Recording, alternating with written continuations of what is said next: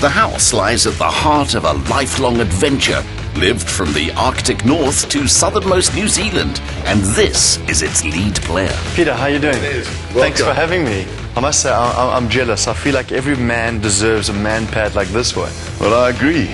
I built this place as a bit of a dream of mine. I'm a bit of a nomad myself, so it's a very global, nomadic feel. I like my old fail couches and the rough benches. I think it's all come together in a nice environment, infused with a bit of an aviation theme. I know you're a pilot, so surely you've got a whole lot of aviation collectibles too.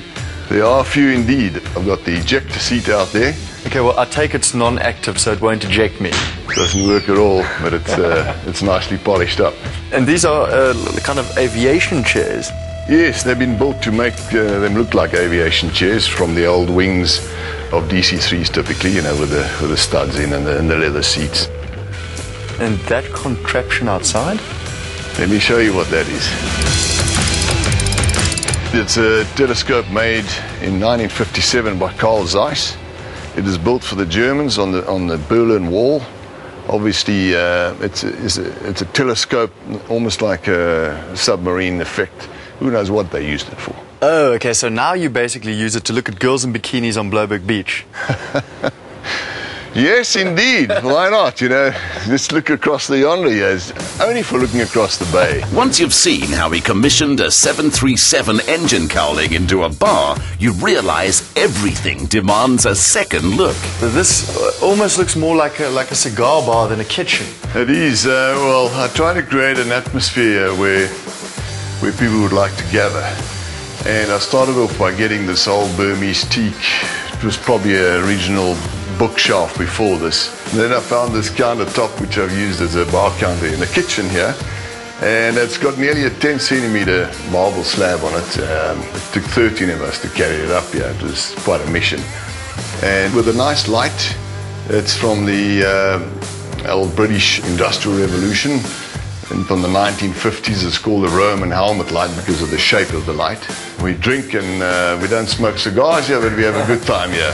Anyway, it leads out into the swimming pool area, and I'll take you out there and have a look. Go take a look.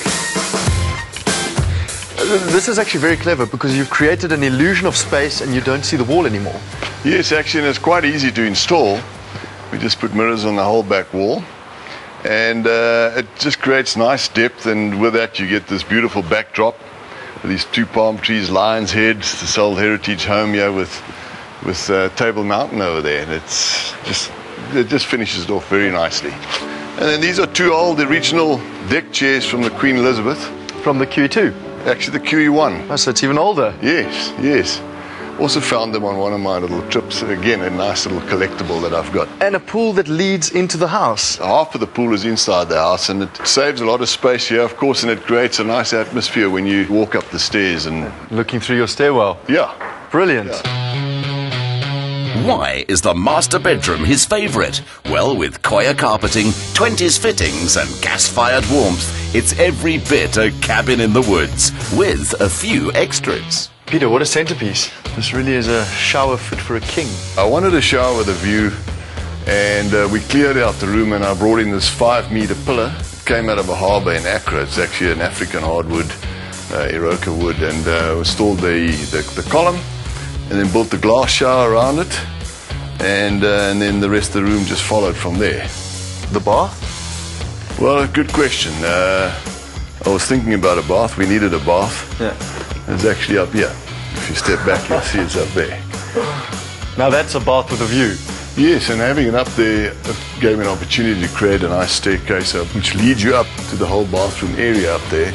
And then once we placed the bath, we cut the eaves windows so that we've got two different views, one of Lion's Head and another one of Table Mountain from the bath, and it just gives you a great atmosphere up there. The other thing that's caught my eye is this lovely leather lounge suite. It almost looks like it's come straight off a cruise liner or something. Well, not a cruise liner, but certainly it came off a boat. I was a guest on a boat owned by Nicolas Cage, and they redid the boat, and then I was fortunate enough to get given it as a gift. And these were his? These were his. Fantastic. Not sure who's been sitting in these for the last few years, but they do tell a story. Indirectly, we are touching a whole lot of international celebrities right now. Yes. Yeah, let me take you down to the garage, which is really my second most favorite area, actually. The garage. Get all excited when I want to go to my garage. Flying Hollywood superstars, Arabian sheiks and Russian oligarchs has given Peter some excellent stories and afforded him a few toys too. This is quite some garage, or should I actually call it a man cave? Yes, it is a man cave, but it's actually my garage. We've done some incredible things here. I've created a paint effect on the floor, you know, to give it that depth. We've started with big checks, and we've got a few thousand here, actually, all hand painted. The smallest one being about 1 millimeter big. What we've done here is we've created a steel effect. I've just used standard chipboard, and then we've done a silver paint work over it. This countertop is very special. Yeah. This is a winglet of a Gulfstream aircraft that I've personally flown around the world a few times, and the winglet is really this part of the aircraft. Yeah, we've flown a couple of people.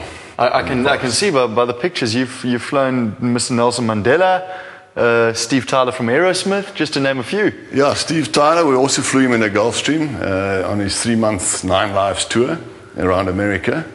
That was really an exciting trip. And he's worthy of my wall, I must say. I think I earned that position. I don't know if I'm actually worthy of this garage though, because I don't feel like I'm dressed the part. Well, let's sort that out. Let me get you on that jacket. Yeah, come. Let's get you sorted. Do I look the part? You do, mate. You don't mind if I sit on the bike? Be my guest. Oh, what a beauty. Can we start her up? I want to hear the sound of this mad machine.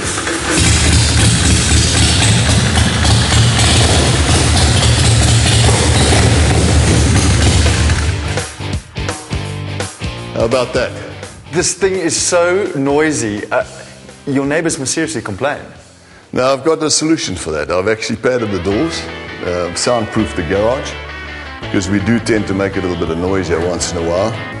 And in fact, I'm expecting some of my like-minded petrol heads to arrive here any minute now.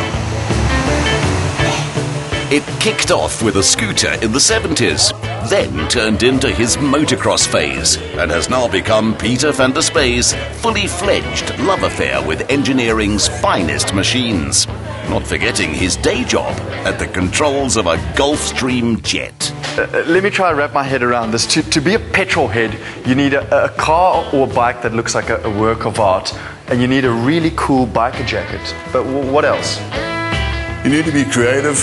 You need to build a nice house that has the right atmosphere, the right environment, and really good friends.